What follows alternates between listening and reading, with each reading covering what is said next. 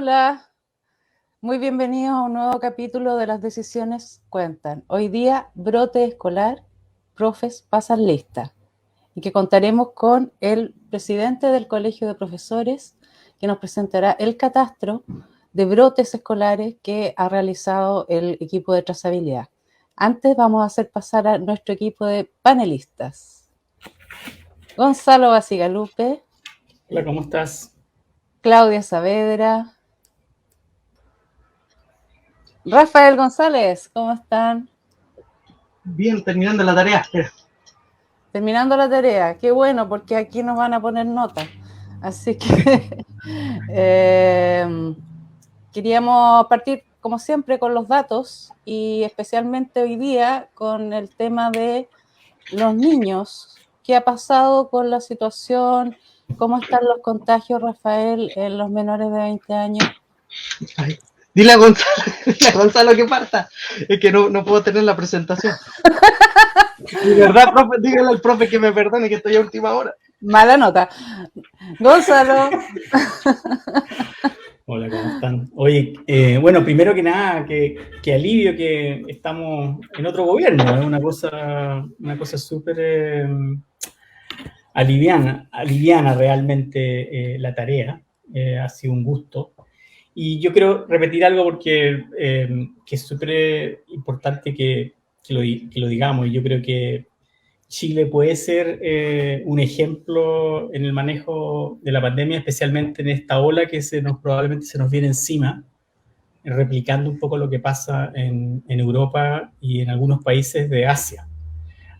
Hasta hace unos días atrás lo veíamos como en algunos países de Europa, pero ahora claramente es una tendencia bastante más generalizada en lo que se ve como la segunda ola de Omicron, que es bastante compleja, incluso con hospitalizaciones, aumento de hospitalizaciones, etc. Es una cuestión muy clara. Y lo que vemos en Hong Kong, en Surcorea y en otros países en Asia, donde también han tenido un incremento de contagios muy grande. Pareciera ser muy ligados a el relajamiento de las medidas. Lo otro que quisiera plantear es que siempre lo que podemos hacer en relación a esto tiene que ver con nuestra conducta, no tiene tanto que ver con el virus mismo. Y debo decir que yo esperaba anuncios un poco más claros esta semana. Obviamente que lo que pasa ahora con los contagios y los fallecidos no tiene nada que ver con el gobierno actual, todavía es un legado de lo que viene, y este mes probablemente lo vamos a ver todo como un legado de lo que viene, particularmente los fallecidos, que hoy día tuvimos una cifra bastante alta. Sigue entre cerca de los 700 fallecidos por semana. Y decir que a mí me ha gustado el énfasis que ha hecho la ministra en relación a la importancia de la prevención.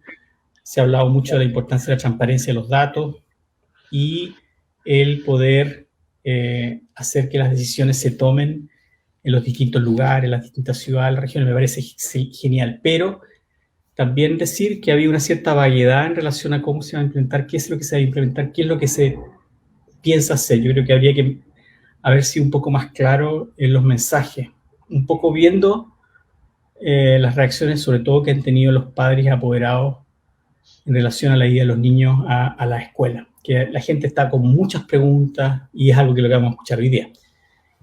Quiero decir también, última cosa, hay un muy buen artículo en el Lancet esta semana, en la revista de Salud Global, una de las más importantes, donde se estudiaron el caso de 6 países.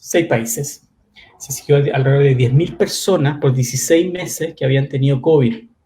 Y se encontró una correlación bastante grande entre el nivel de COVID que habían tenido y una serie de síntomas en el área de salud mental. Depresión, ansiedad, problemas de dormir y en general estrés. Una cosa súper importante decir es que es un estudio en el cual no se muestra una causalidad. Es decir, no sabemos si es el COVID mismo o si es que esto interactúa con otras cosas, si tiene que ver con la enfermedad como un ente biológico o tiene que ver con el estrés de haber sufrido el COVID y haber sido tratado.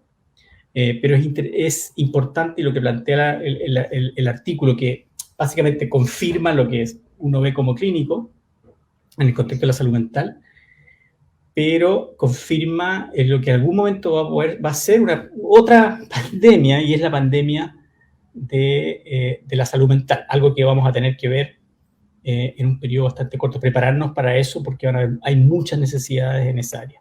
Esos eran mis comentarios del día.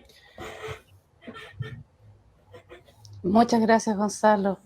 Rafael, ¿ahora sí? Sí, ya lo logré. Ahí voy a compartir. Ya Gonzalo dijo, bueno, estábamos todos contentos. Hasta el viernes de la semana pasada estábamos todos contentos. No sé, para mí todo ha ido poniéndose, no sé, extraño. Yo estaba súper contento con decirle chaolín pescado a los que se iban, que les vaya bien, gracias por venir. Pero me ha desconcertado un poco la falta de urgencia de la autoridad entrante. Como dice Gonzalo, lo que estamos viendo hoy no es responsabilidad de ellos, esto viene arrastrándose. Pero esto ya aprendimos hace mucho rato, que hay que adelantarse semana, y quedan 4 días para el inicio como oficial del otoño y pareciera que no hay urgencia. Bueno, aquí muestro los fallecidos ahora han tendido a bajar. Esto es así todo el rato, esto tiene forma de campana. Aumentaron mucho los casos, luego aumentaron mucho los pacientes en UCI, los hospitalizados. Todo está tendiendo a bajar, los fallecidos también, pero todavía siguen en ese orden de 80, 90 diarios como promedio, pero tuvimos en peores cifras que el año pasado. Pero aquí estoy mostrando el porcentaje en 30 días por edad, y ha afectado fuertemente a los adultos mayores, y hubo como un fuerte alza en los porcentajes. Esto es cada 30 días, y el 1 de marzo del 2021, por ejemplo, era alrededor de 10, 11% la cantidad de personas fallecidas en un mes mayor de 90 años. Oye, llegó a ser más del 20%. Y vean el alza en los mayores de 80 años, 40% a 55%. Y bueno, en general, siempre esta enfermedad todo el tiempo ha afectado mayormente y de mayor riesgo a los adultos mayores. Entonces, he echado mucho de menos en la protección hacia los grupos, hacia las personas con menos recursos y a nuestras personas mayores. Y eso esperaría que fuera de urgencia para el gobierno actual.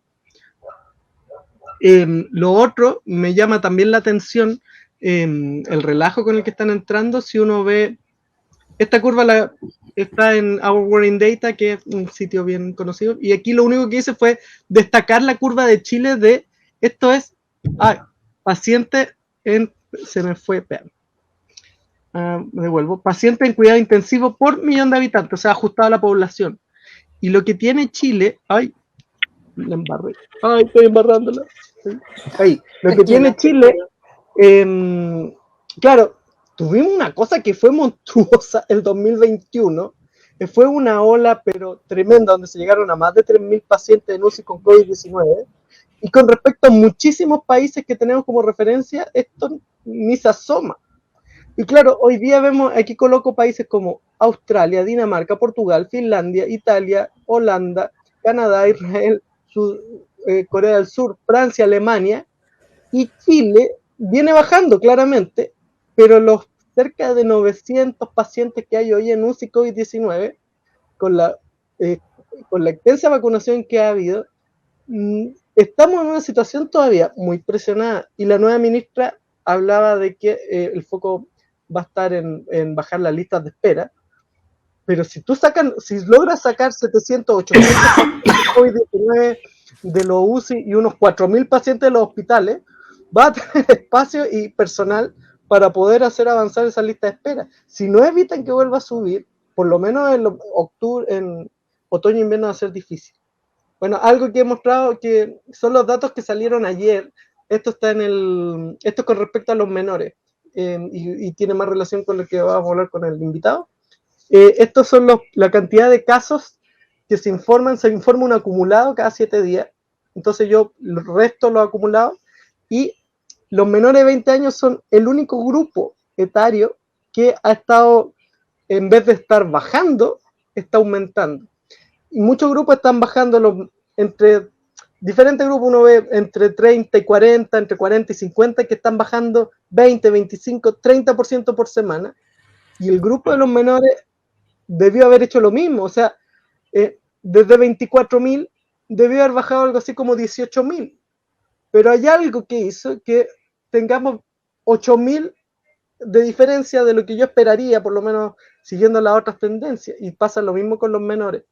Y a mí me gustó más este gráfico que hizo Ernesto Laval, que también lo publicó en Twitter, de lo mismo, solamente que separando los grupos entre los que están detrás son los otros grupos separados de 5 en 5 años. Claro, y aquí muestra Ernesto que claramente el grupo entre 5 y 14 años es un grupo que dejó de bajar y empezó a aumentar. Y entre 15 y 19 y los menores de 5 años también es de los grupos que frenó y como que se estabilizó.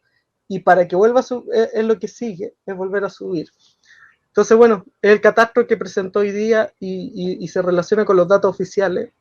Y a mí me preocupa mucho que, bueno, ayer nos salió publicado por parte del Ministerio de Salud el reporte epidemiológico semanal de incidencia de las vacunas, no sé si irá a aparecer, pero Se fue el audio. Rafael, se fue el audio. Ya, ahí sí, perdón. Así que esto, como salió publicado ayer, no sé qué habrá pasado, podrían haberlo informado. No sé por qué no hay reportes. Estamos esperando una semana de adaptación, entonces. Ahora llegó Michelle. Bienvenido, Michelle. Así que tu turno. Hola, muy buenas noches. No sé si se escucha bien, ¿sí? Estaba con un problema con el... Perfecto. Mira, creo que en lo personal me preocupan ciertos aspectos respecto de lo que es la preparación comunitaria y lo que es la continuidad del proceso educativo en el momento en el cual estamos. Hemos partido con el tema de las clases y es indudable, objetivo, que hemos entrado en una etapa de baja percepción de riesgo en materia de las clases. Estamos viendo muchos casos en las escuelas. En lo personal me han tocado algunos casos cercanos en los cuales los procedimientos llaman mucho la atención. Quiero contarles rápidamente lo que tuiteé hace unos días. 2 casos un día jueves. Básicamente el establecimiento educacional lo informa el viernes en la mañana, lo cual llama mucho la atención, ¿no? Si uno pensara en el derecho a saber, todo procedimiento y todo protocolo debería llevar a que rápidamente las personas puedan tomar la decisión si mandan o no a sus hijos al día siguiente. Pero cuando tú tienes 2 casos y te lo informan a las 9 de la mañana y a las 12 informan un tercero, y ahí recién se cortan las clases porque básicamente eso es lo que establece este suerte de protocolo o estándar por parte de las autoridades, lleva a que, en cuento corto, como se dice en buen chileno, el día lunes prácticamente uno se entere de que hay cerca de 14, 15 niños contagiados, uno de los cuales en un momento dado, en plena clase, señala básicamente que se siente muy mal, que está con alta temperatura y que va a ser llevado a urgencia. Quiero parar ahí. Mi pregunta es, cuando hablamos de proceso educativo, hablamos de presencialidad, sabemos que es importante, hay una serie de factores, pero ¿dónde comienza y dónde termina el proceso educativo? ¿Estamos considerando que en este proceso educativo estamos también enseñándole a las futuras generaciones, a las actuales generaciones, la sociedad que queremos construir? ¿Queremos construir una sociedad comunitaria, solidaria, donde cada vida importe? ¿O queremos construir una donde básicamente el relato uno podría definirlo a partir de la situación que yo les conté? Una donde la presencialidad parece que tiene escaso contenido en ese sentido, porque si uno pensara que lo primero es proteger la vida, ni siquiera estoy pensando en que no haya presencialidad, estoy pensando en que en el contexto actual la lógica diría que si tú tienes un contagio y a partir del conocimiento que hay, obviamente lo más obvio para la continuidad operacional, ni siquiera estoy hablando del proceso educativo, con la continuidad operacional, lo obvio sería suspender las actividades durante 6-7 días, de manera tal de contener el brote, que se brote dentro de la organización. Ni siquiera estoy hablando de un establecimiento educacional. Dentro de la organización pudiese ser contenido y se retomara rápidamente la presencialidad pasado 6-7 días, de manera tal que uno protege todos los procesos, pero poniendo por sobre cualquier cosa la protección y bienestar de las personas. Pero aquí estamos hablando además de niños, niñas y adolescentes. ¿Qué país queremos construir? ¿Qué sociedad queremos construir? La verdad es que las opciones pueden ser diversas, pero pareciera que esta es una pregunta que no lo estamos haciendo. Nosotros construimos la respuesta a emergencias en cada emergencia. No es solamente un diseño técnico. Básicamente, el día de mañana podemos tener un terremoto con un maremoto, hay que hacer evacuación, y ahí lo que va a importar es qué comunidad construimos. ¿Construimos una comunidad que se va a preocupar del adulto mayor que está en el piso de arriba o en el departamento del lado o en la casa del lado? ¿O vamos a construir una comunidad en la cual su primera sensación va a decir, bueno, el tema del trabajo, el tema de la productividad, o mejor me las arreglo solo y arrancamos? ¿O hacemos evacuación solos? ¿Sabes qué, Lucía? A mí me preocupa eso. Siento que siendo, más allá de las diferentes visiones, legítimo, cualquiera de las opciones, incluso la más cruda y la más dura y la más que a mí me podría parecer incluso la más inhumana, por último es legítimo que una comunidad y una sociedad se la plantee y la elija. El tema es que me parece que dentro del proceso es una pregunta que no se está haciendo y por lo tanto se está actuando simplemente de hecho, pero ese actuar de hecho o esa imposición por una suerte de inercia, que hay un diseño detrás, no nos ha sido consultado. Y lo complejo es que cuando hablamos de proceso educativo, debemos asumir que el proceso educativo requiere también preguntarse qué sociedad queremos construir, y el manejo de esta pandemia nos va a llevar también a tener niños, niñas, adolescentes que van a construir este país sobre ciertos conceptos. Y cierro con esto. ¿Queremos entonces o no construir un país y una sociedad más comunitaria, donde cada vida importe? ¿O queremos construir un país que de una u otra manera funcione en materia de protección y bienestar sobre la base de los grandes promedios o los grandes números? Vamos a hablar de todo eso con Carlos Díaz Marchán. Sí, y un solo elemento, y quiero terminar con este elemento nomás, algo bien concreto, es cuando hablamos de los grandes promedios, es muy fácil, pero cuando hablamos de una madre, de un padre, de un hijo, de una hija, ahí ya no corren los promedios, porque básicamente para esas personas su ser querido es el 100%. Y me parece que esa reflexión no se está haciendo al momento de hacer el diseño e implementar estrategias, modificarlas, adaptarlas en un proceso que obviamente es dinámico. Muchas gracias, Lucía. Gracias, Michelle. Claudia Saavedra. Ahí está.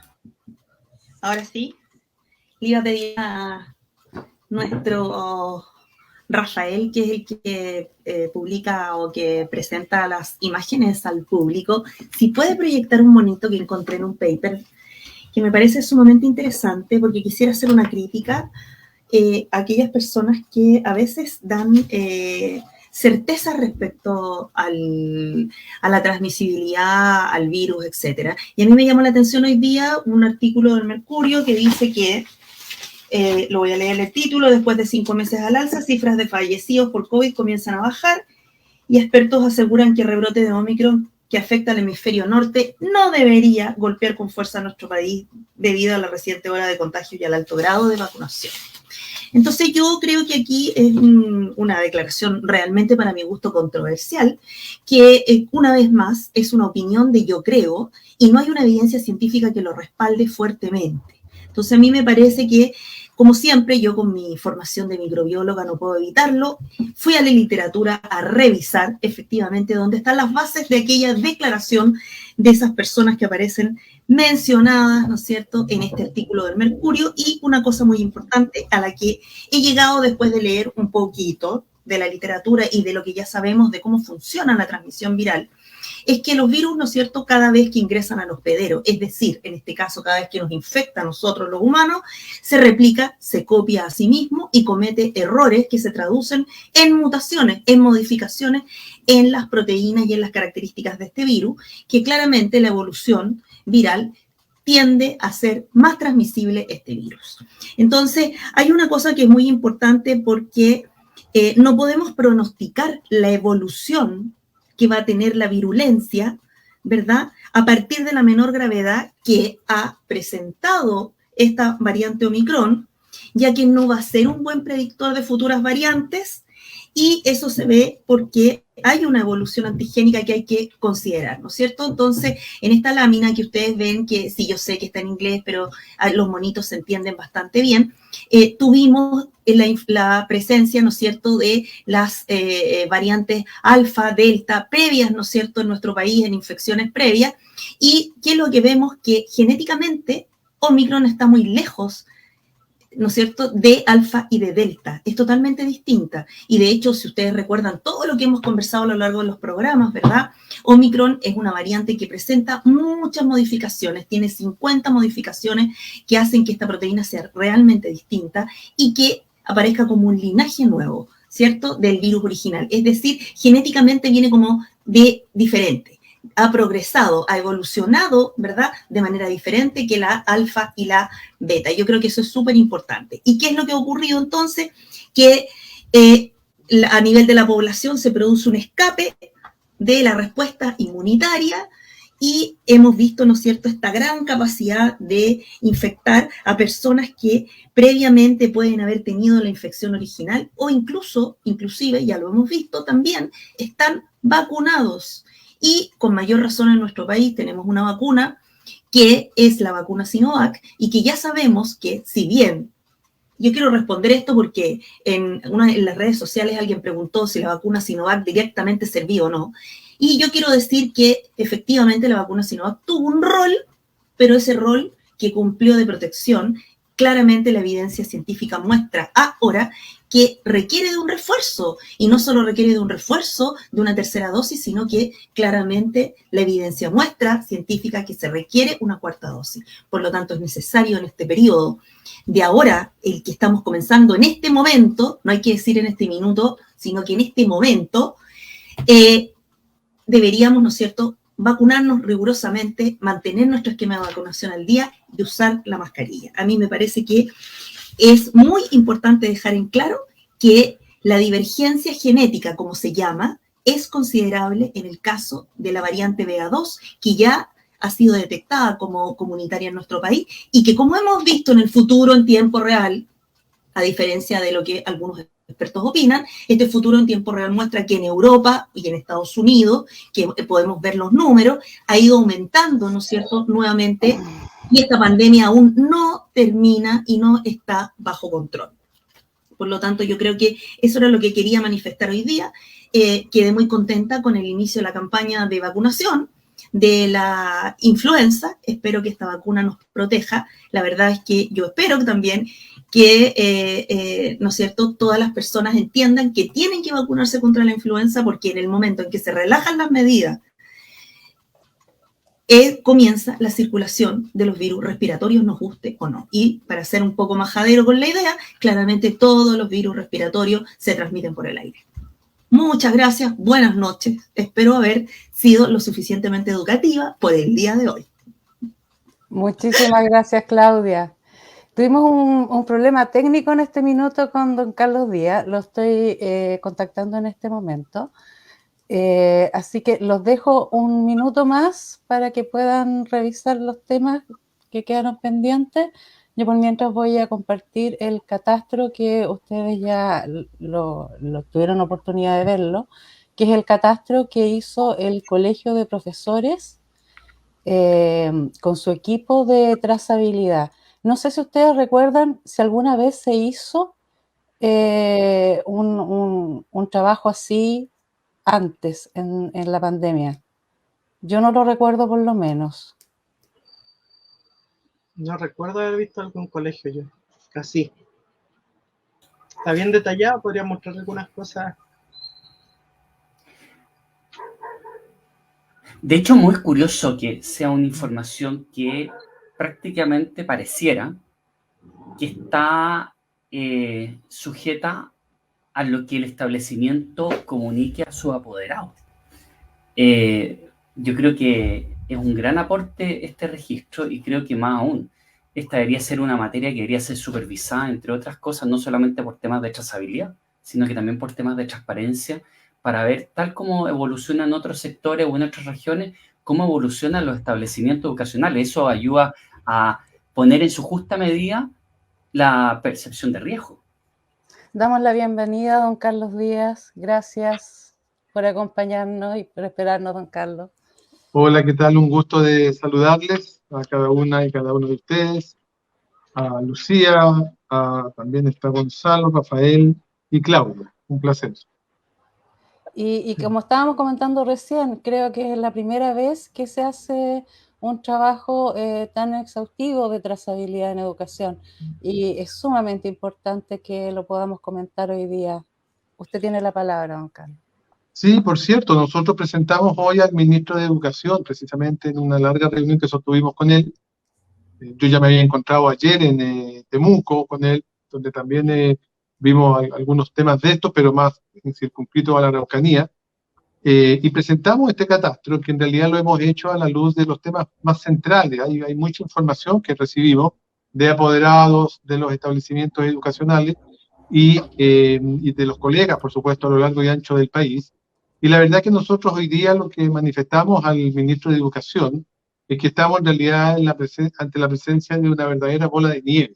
Aquí hay un tema que está día a día creciendo, creciendo, creciendo, y si no hay medidas prontas, rápidas, que puedan ir avanzando en la lógica de resolver lo que hoy día está ocurriendo con el nivel de contagio que se está dando, esta situación indudablemente que va a repercutir y podría generar cualquier situación, incluso en términos de manifestaciones o reclamos de parte de la gente, porque aquí, por ejemplo, tuvimos un colegio, el Boston College de Maipú, que estuvo 3 días en paro propiciado por los apoderados, fruto precisamente de las condiciones en las cuales se está hoy día llevando adelante el trabajo escolar sin ningún protocolo y sin ningún cumplimiento.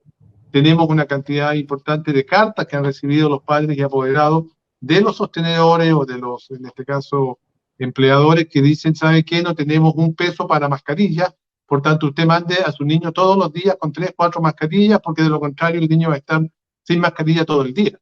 Entonces eso da cuenta, por supuesto, de que no hay ningún insumo, no hay ninguna preparación y está todo, digamos, ahí a lo que cada padre puede hacer. En sectores muy vulnerables, donde no hay ninguna posibilidad de que los padres, además, puedan efectivamente tener la mascarilla, comprar la mascarilla, y por supuesto que lo más probable es que el niño llegue sin mascarilla. Y aquí, en vez de ser el Estado de Chile el que asuma, por cierto, la preocupación respecto de esto y resuelva el tema, deja a criterio o a disposición económica de los padres, si es que pueden o no hacerlo. Entonces, es preocupante en realidad esta situación. Nosotros hoy día manifestamos al ministro la necesidad de que se tomen medidas urgentes, prontas, rápidas, y que vayan en la línea efectivamente de cambiar el protocolo. Creemos que aquí no podemos seguir con el protocolo de Figueroa, siendo que estamos con otro gobierno, y más allá de solo propiciar y plantear que vamos a dialogar, creemos que es importante el diálogo, pero el diálogo para generar medidas concretas que vayan en la línea de lo que ese diálogo está demandando.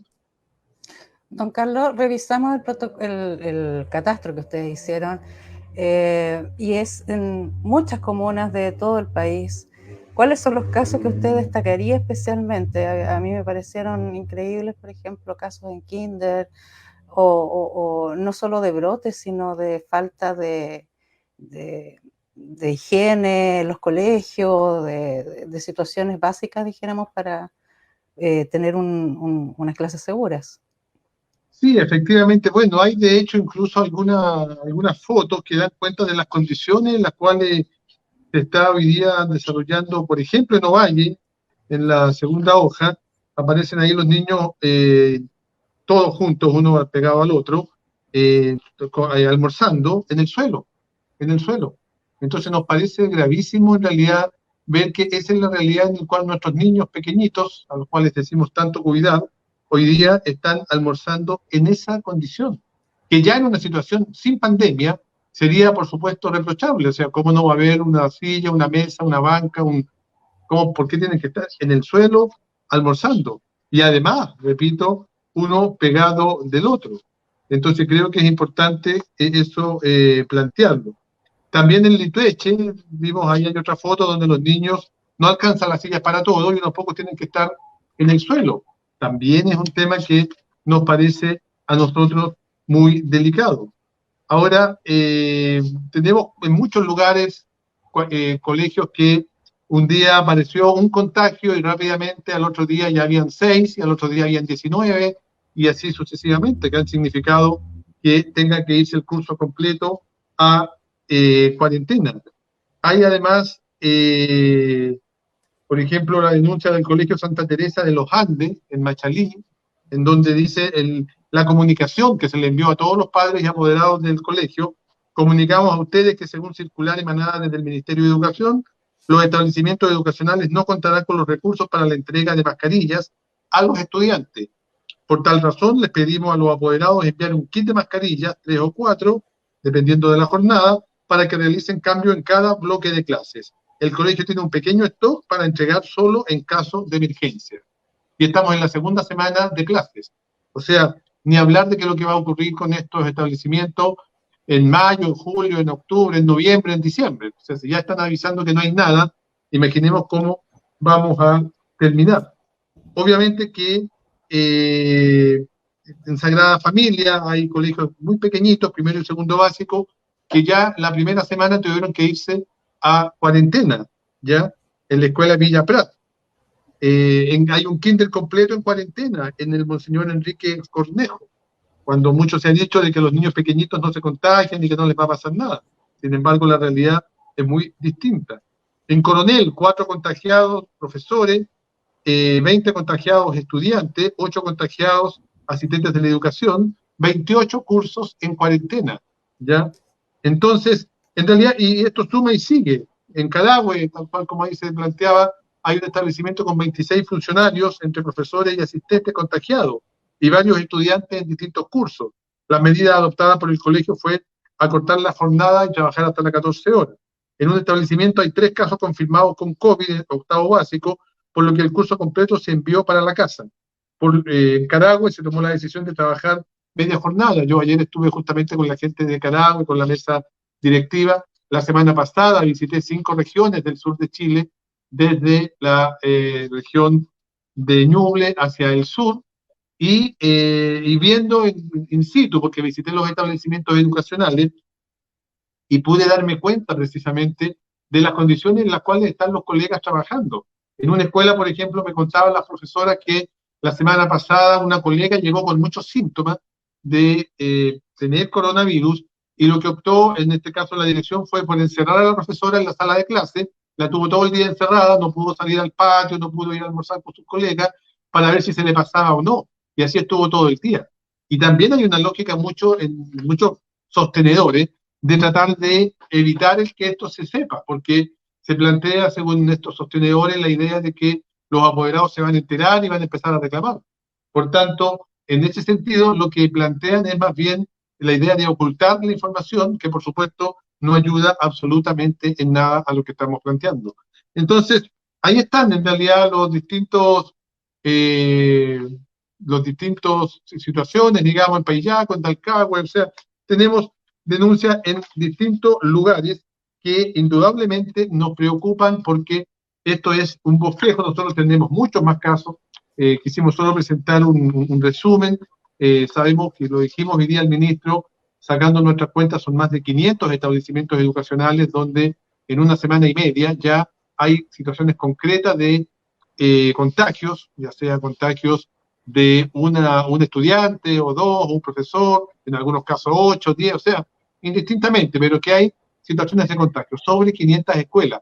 Y lo que es peor, esto lamentablemente va increciendo todos los días, va aumentando, y por eso que hoy día utilizamos la expresión hacia el ministro de decirle que esto se está transformando en una bola de nieve, porque si no hay efectivamente una solución pronta y medidas concretas que vayan aminorando esta situación, la verdad que no sabemos en qué esto pueda terminar.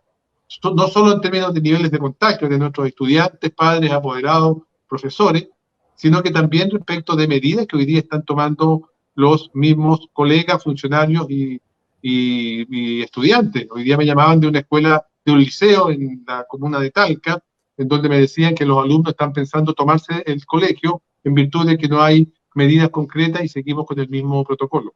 Eso podría señalar. Tiene la palabra el panel.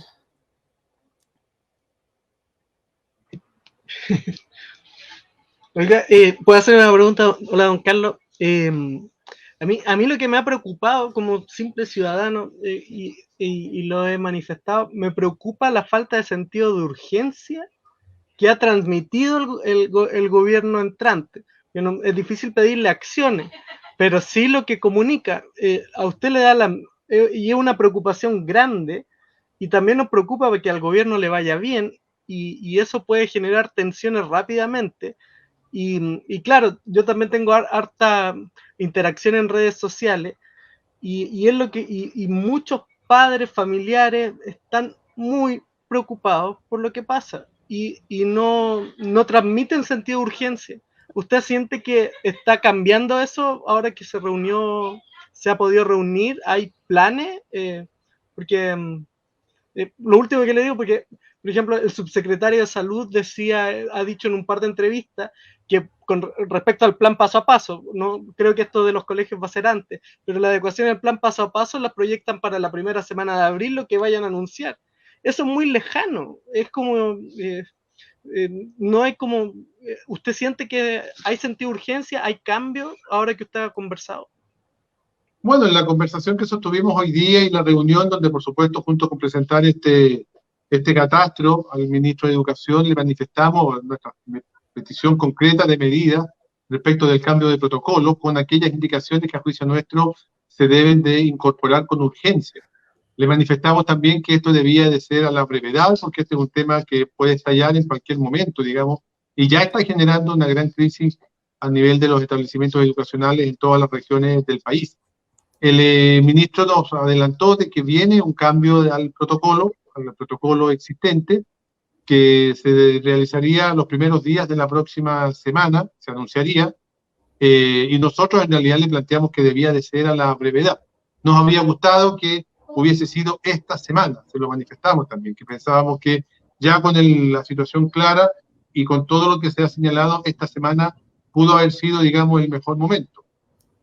Sí, en virtud de la totalidad de los antecedentes, yo quiero también señalar que originalmente la reunión nuestra como colegio de profesores con el ministro estaba concebida para el día martes, ¿ya? Martes pasado.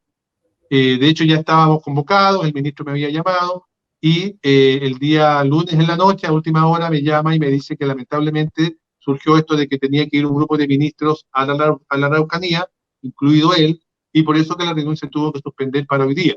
Yo creo que es importante también hablar con transparencia y hablar desde la verdad. Esta reunión de hoy pudo haber sido el martes, que era cuando originalmente estaba planteada. Eso llevó, lo de la ida a la Araucanía, que estuvo el ministro 2 días allá, a que nos reuniéramos hoy por vez primera, que ya es jueves, y ya mañana se acaba la semana. Pero insisto, nos habría gustado y también creemos que se debiera de actuar con un poco más de rapidez frente a este tema, porque hay mucha incertidumbre y había mucha inquietud de parte del profesorado nacional. Yo he estado visitando muchos establecimientos educacionales en las regiones de Chile, he estado en el sur de Chile, como lo decía, y la gente y los colegas pensábamos que hoy día podríamos haber salido ya con algún anuncio concreto, pero no fue así, y estaremos atentos a lo que pueda ocurrir entre lunes y martes de la próxima semana.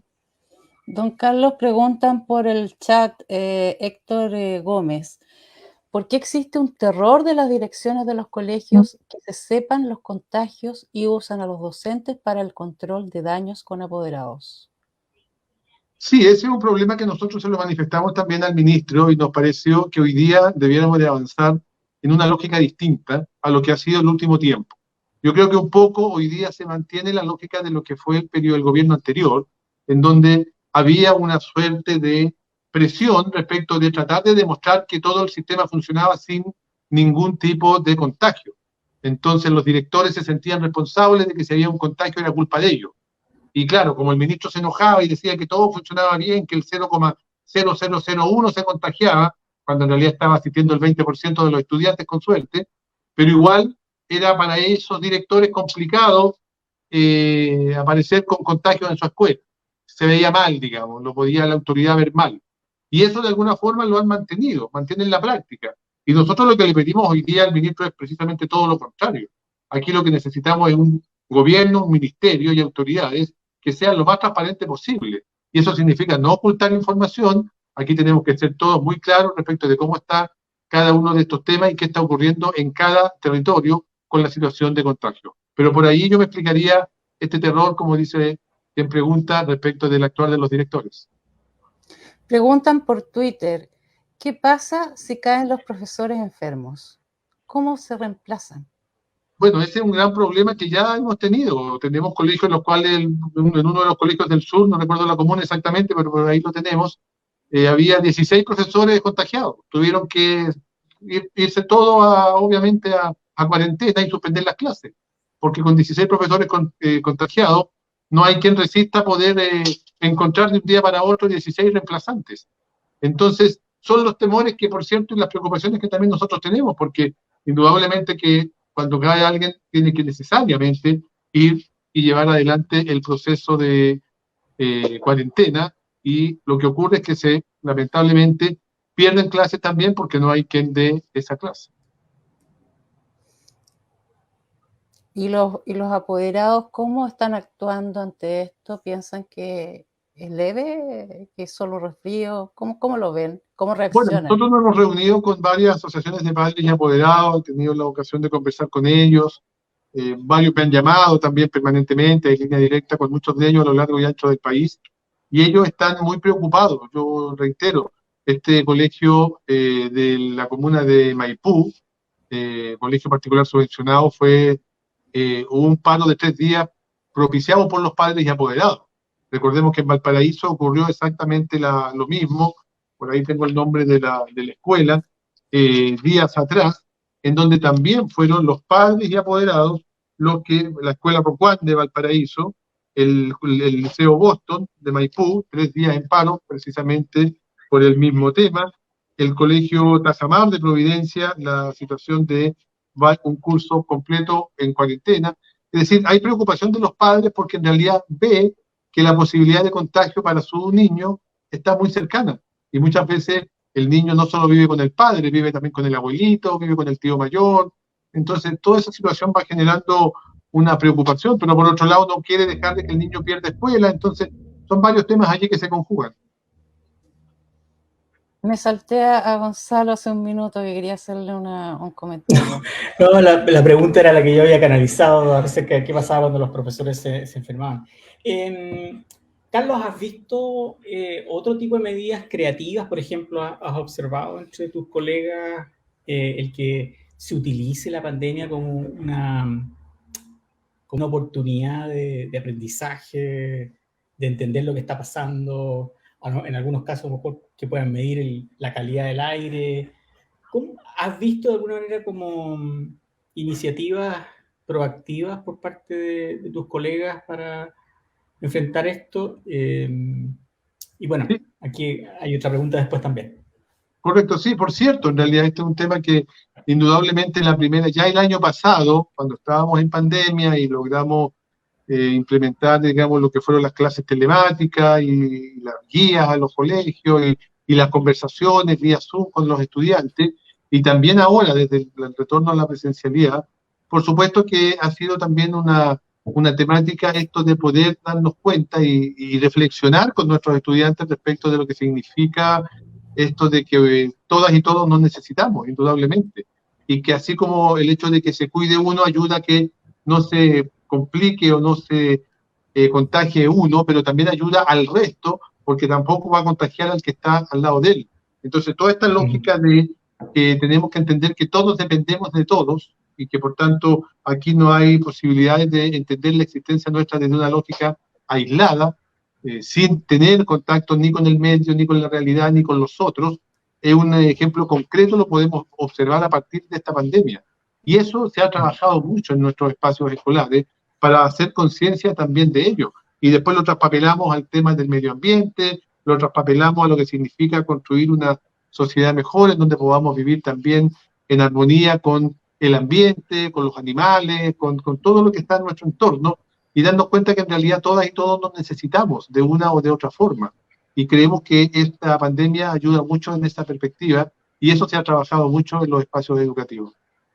Te quería hacer una pregunta, y sé que hay otros que tienen otras preguntas, pero respecto también en el contexto de lo que es la sala de clase y de la escuela, te quería preguntar, ¿hay preocupación?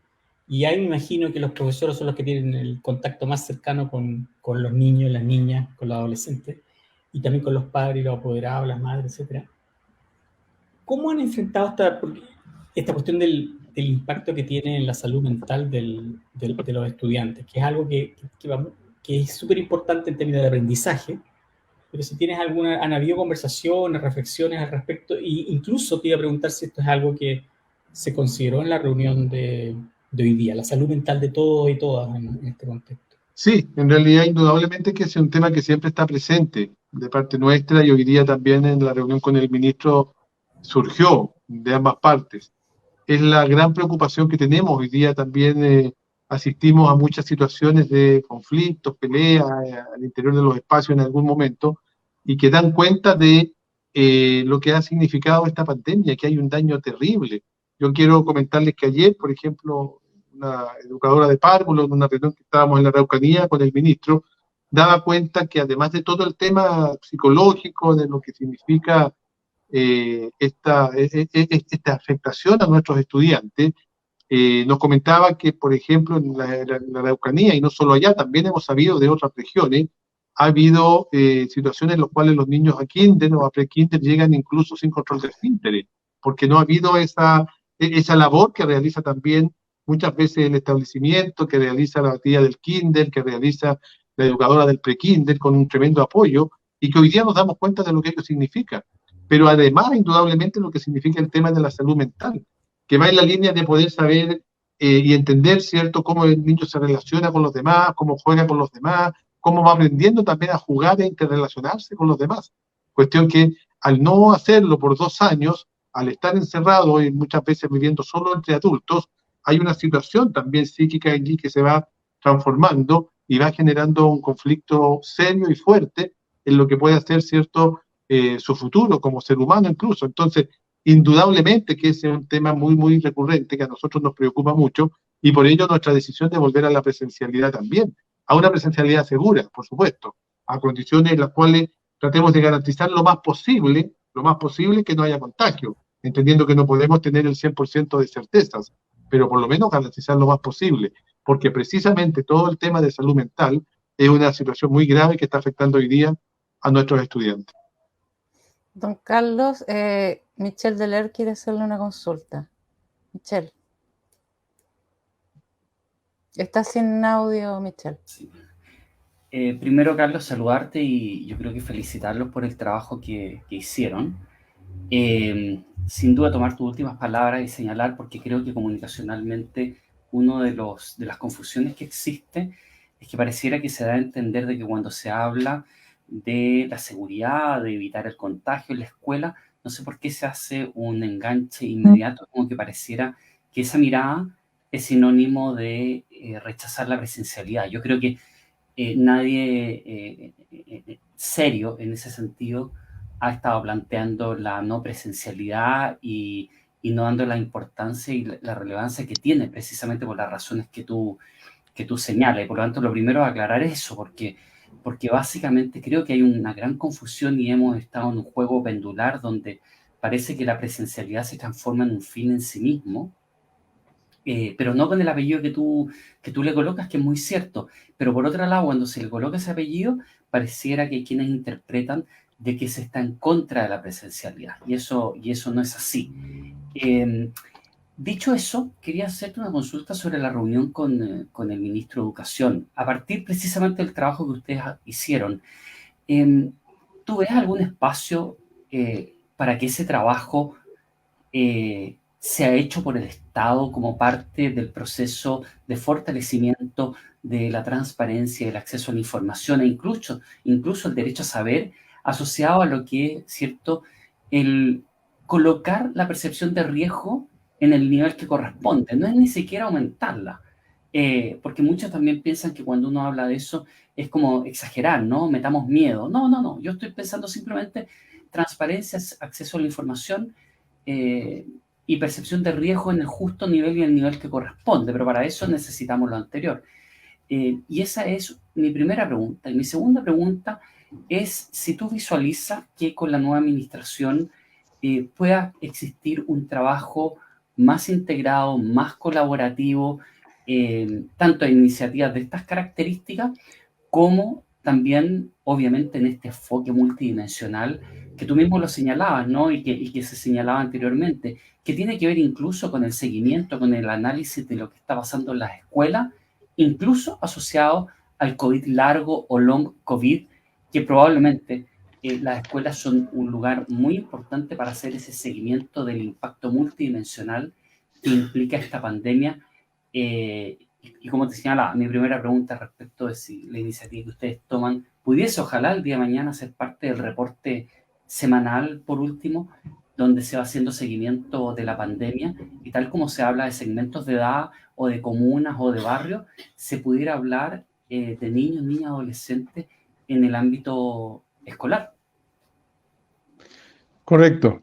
A ver, bueno, primero, vamos por la segunda pregunta. Hoy día la verdad que hubo una declaración de intenciones de parte del ministerio y del ministro, de los subsecretarios que estaban los dos presentes, respecto precisamente de llevar adelante un trabajo colaborativo, mancomunado, con mucho diálogo, que es un poco lo que hemos escuchado también en entrevistas que le han hecho al ministro, pero hoy día se expresó en la conversación y hay que decirlo y expresarlo. Ahora, nosotros esperamos que efectivamente eso se transforme en hechos concretos, no solamente en buenas intenciones. Hasta aquí por lo menos nos parece un buen gesto y así se lo hicimos ver, el hecho de que el día lunes fue un poco el primer día hábil, por así decirlo, desde cuando asume el ministro de Educación, y el día martes ya estaba concertada una entrevista con nosotros, que después se tuvo que cambiar para el jueves, por lo que ya expliqué. Eso nos parece que es una buena señal, que va en la línea de querer efectivamente interlocutar, escuchar, y ahora esperamos que no solo escuche, sino que también tome en consideración aquello que se está pidiendo. Y en ese sentido hay algunas materias. Yo quiero, por ejemplo, comentar, solicitamos hoy día formalmente al Ministerio de Educación una jornada a nivel nacional, porque nos parece que es muy importante, respecto de dialogar con nuestros estudiantes en todo el país, con suspensión de clase, para abocarnos a una jornada durante toda una mañana, respecto del tema, por ejemplo, de la educación no sexista, fruto de un poco todo lo que está ocurriendo y lo que sabemos que se hace muy necesario hoy en día, y también la necesidad de avanzar hacia un plan integral de educación sexual, cuestión que nos parece muy importante. Y el ministro inmediatamente tomó el guante y manifestó que estaba plenamente disponible y que trabajáramos en esa jornada. Es decir, hubo, digamos, una aceptación inmediata, cuestión que la verdad que con el ministro anterior jamás lo tuvimos. Yo creo que en honor a la verdad hay que también valorar y reconocer ello. Pero en estricto rigor, el que esto que digo, que hoy día se declaró y que se planteó de trabajar a partir del trabajo mancomunado, pero también con permanente diálogo, es un tema que vamos a ir evaluando en el tiempo. Yo no puedo asegurar nada porque la verdad es que una cosa es declarar y eso es muy fácil, pero otra muy distinta es practicarlo. Y nosotros esperamos que eso se practique así y así sea, y vamos a estar muy atentos y no tenemos ningún problema en valorar y reconocer si es que así va a ser, y también lamentarlo si es que es solo declarativo y no se lleva adelante como lo han dicho. Por ahora, con una sola reunión que hemos tenido formal, yo me he reunido en otras ocasiones con el ministro informalmente cuando asumió, pero formalmente esta primera reunión está por lo menos la declaración en ese tenor. Y respecto de la primera pregunta, de que si en realidad lo que nosotros hemos planteado pudiera ser un elemento a considerar y también llevar un seguimiento, esto de la petición que hicimos hoy día de transparentar las cifras, de que no existan situaciones ocultas, de que aquí, si es la verdad, cualquiera sea, pero que surja y no tener situaciones ocultas por parte de las autoridades. es algo que nosotros pedimos. La verdad es que no estoy en condiciones de asegurar de que vaya a ser así o asegurar de que vaya a ser lo contrario. Estaremos atentos para ver si se considera o no, pero hoy día nos pareció a nosotros muy serio llevar un catastro, dar a conocer con hechos concretos nuestros reclamos y nuestras peticiones, no son antojadizas y obedecen a una sensación que es claramente hoy día percibida en todas las escuelas del país respecto de que lo que se está haciendo en términos de protocolo no resiste más análisis, atenta contra la vida y la salud de nuestros estudiantes. Don Carlos, hay muchas preguntas del público, le voy a dejar dos. En Twitter preguntan si se consideró la reunión reducir los aforos o la jornada y si se cambiará el protocolo por casos sospechosos. Y también preguntan por YouTube el costo mensual de una buena mascarilla por niño para tener 3 al día es de 10.000 a 12.000 pesos. ¿Cuánto es el valor que paga el Estado por subvención por niño? A ver, efectivamente nosotros hoy día pedimos una serie de cambios al protocolo, cuestiones muy concretas. No tuvimos respuesta a cada una de ellas, no nos dijeron esto sí, esto no. Viene un anuncio que se nos informó sí entre lunes y martes o fin de semana, bueno, ahí vamos a estar atentos, pero va a venir en esos días. Y nosotros puntualmente estamos pidiendo el tema de los aforos, por supuesto, que existan aforos. Estamos pidiendo acortar la jornada escolar completa, nos parece absurdo. Ni siquiera cuando no hay pandemia, y es bueno esto que la gente lo sepa, cuando no había pandemia, o sea, siempre, hasta antes del 2020, la jornada escolar completa nunca partía el primer día de clases, porque hay un periodo de ajuste la primera semana, la segunda semana, en algunos casos partía en abril. Por tanto, la verdad es que es bastante absurdo lo que hizo el ministro Figueroa, el ex ministro Figueroa, respecto de partir del día 1. Bueno, queremos que eso también se cambie y podamos tener reducción de jornada. 8 horas, 10 horas, un niño con la mascarilla todo el día, nos parece que es un tema que también tiene que ir avanzando de a poco en el tiempo, no partir de un día para otro. Pedimos también mesas de trabajo en los espacios escolares, en todas las escuelas y liceos de Chile, que pueden ser los consejos escolares, no tenemos ningún problema, pero que sean esos consejos escolares los que determinen y tengan esa facultad de poder ir generando los cambios, las transformaciones y las adecuaciones para que la presencialidad funcione.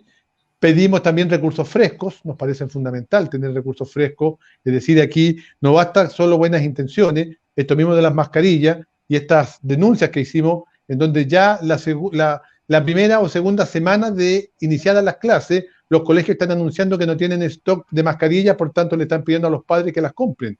Es porque el Estado se desentiende y no se hace cargo del tema. Es el Estado el que tiene que resolver el problema de las mascarillas de los estudiantes.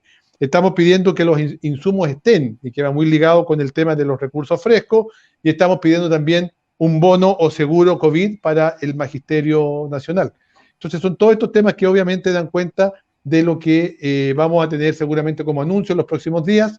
No sabemos cuántos de estos van a ser aceptados, pero por lo menos creemos que es importante haberle manifestado con mucha claridad y con mucha certeza y con mucha sinceridad nuestros puntos de vista hoy día a la autoridad.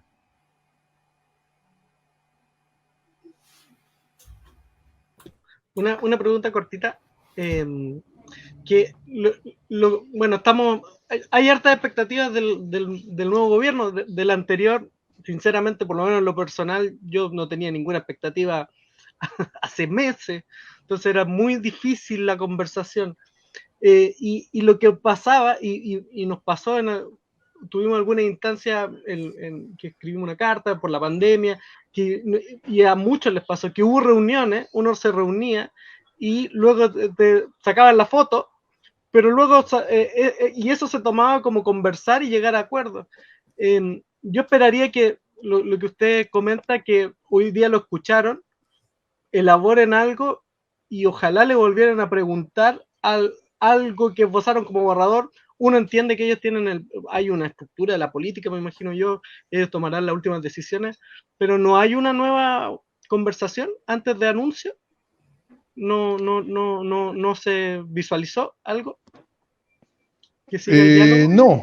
No hay una nueva conversación. Quedamos de estar atentos. El ministro, al final, cuando nos despedimos, me dijo que igual me iba a avisar antes del anuncio, me lo iba a informar, pero no, digamos, no oficialmente, no es necesaria otra reunión. Yo creo que igual vamos a ser informados con anterioridad a la toma de la decisión, y el ministro también hizo mucho hincapié en el estudio y los antecedentes que va a entregar el Ministerio de Salud el día de mañana, según expresó, al Ministerio de Educación respecto de la situación de contagios y respecto de la situación de en cómo está la pandemia hoy día en nuestro país y las proyecciones para las próximas semanas. Entonces, a la luz de todos esos antecedentes que se entregan mañana en la tarde, el fin de semana se va a trabajar en el nuevo protocolo con los cambios que considerará el Ministerio. Nosotros esperamos que tomen en cuenta, por supuesto, los que nosotros hemos pedido el día de hoy. Entonces, ¿no están en una instancia permanente todavía? O sea, respecto de este tema, hoy día nosotros dijimos todo lo que teníamos que decir.